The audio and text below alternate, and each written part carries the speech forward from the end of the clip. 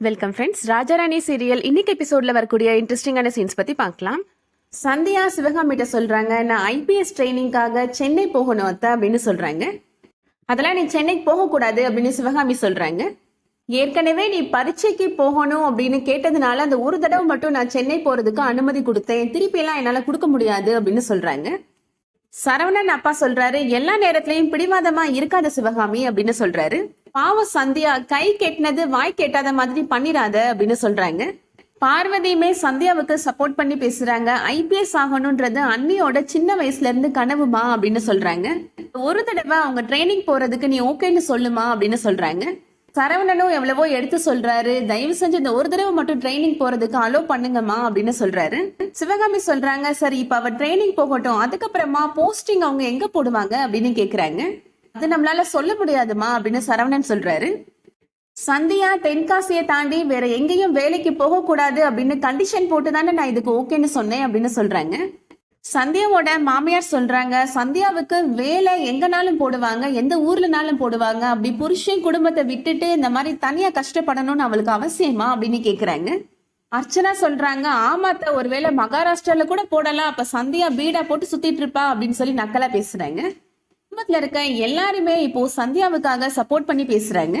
சரவணன் அப்பா சொல்றாரு, நீ இந்த விஷயத்துல வேணான்னு சொன்னேன்னா சந்தியாவுக்கும் சரவணனுக்கும் உன் மேல வெறுப்பு தான் வரும் சிவகாமி, அன்பு வராது அப்படின்னு சொல்றாரு.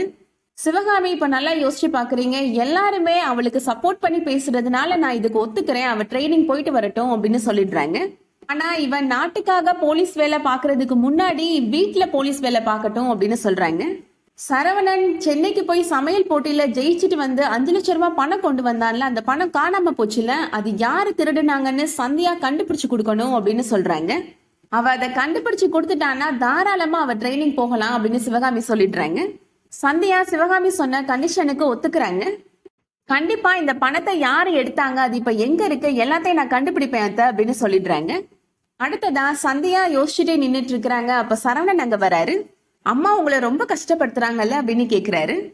நீங்க ஐபிஎஸ் ட்ரைனிங் போகக்கூடாது அப்படின்றதுக்காக தான் அம்மா ஆதியோட கல்யாண வேலையை உங்க தலையில கட்டினாங்க, அது போக இப்போ யாரு பணத்தை திருடினாங்கன்னு கண்டுபிடிச்சு சொல்லிருக்கிறாங்க அப்படின்னு சொல்றாரு. சந்தியா சொல்றாங்க, நீங்க எல்லாரும் இது எனக்கு ஒரு கஷ்டமா நினைக்கிறீங்க, ஆனா எனக்கு இது ஒரு டாஸ்கா நான் நினைக்கிறேன் அப்படின்னு சொல்றாங்க. உண்மையான ஐபிஎஸ் ட்ரைனிங்னா இதுதாங்க அப்படின்னு சொல்றாங்க.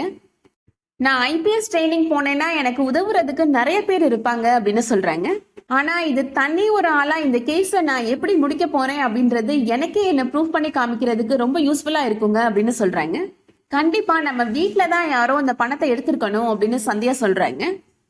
சரவணன் சொல்றாரு, அது தெரிஞ்ச விஷயம் தாங்க, ஆனா யாரு பணத்தை திருடுனாங்க அப்படின்னு ஆதாரத்தோட நம்ம நிரூபிக்கணும் அப்படின்னு சொல்றாரு. இந்த விஷயத்துல நான் உங்களுக்கு ஏதாவது ஹெல்ப் பண்ணணும்னா சொல்லுங்க, கண்டிப்பா பண்றேன் அப்படின்னு சரவணன் சொல்றாரு. சந்தியாவும் ரொம்ப கான்பிடென்டா சொல்றாங்க, இந்த பணத்தை எடுத்தது யாருன்னு நான் ஆதாரபூர்வமா நிரூபிப்பேன் அப்படின்னு சொல்றாங்க. அதோட இன்னைக்கான எபிசோட் முடியுது. வெயிட் பண்ணி பார்க்கலாம், ஆதிதான் அந்த 5 லட்சம் ரூபாய் பணத்தை எடுத்தாரு அப்படின்றத சந்தியா நிரூபிப்பாங்களா இல்லையா அப்படின்றத. இந்த வீடியோ உங்களுக்கு பிடிச்சிருந்துச்சுன்னா லைக் பண்ணிக்கோங்க. ரெகுலரா சீரியல் அப்டேட்ஸ்க்கு நம்ம சேனலை சப்ஸ்கிரைப் பண்ணிக்கோங்க. தேங்க்ஸ் ஃபார் வாட்சிங்.